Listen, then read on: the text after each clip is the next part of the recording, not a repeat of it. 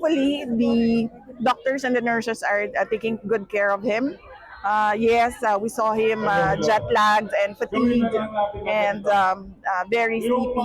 Mas mabuti na ang pakiramdam ni former President Rodrigo Roa Duterte sa loob ng detention center ng International Criminal Court sa The Hague, Netherlands, ayon kay Vice President Sara Duterte. Sa maikling panayam ng bise sa media matapos ang pagtitipon ng Duterte supporters sa Netherlands, sinabi rin niyang mataas ang kumpiyansa ng ama na mababasura ang kinakaharap na kasong crimes against humanity. He's very confident about the legal arguments. He's very confident about that what they did was wrong, and there is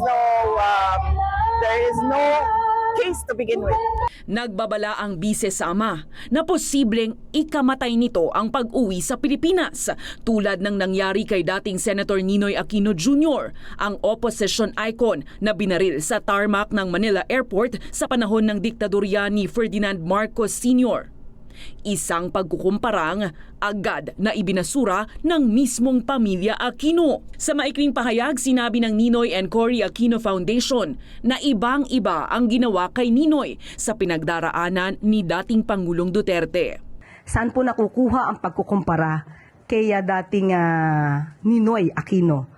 Umalma rin ang Malacanang sa naturang pahayag. Nahahalin tulad ba ni VP Sara ang kanyang ama?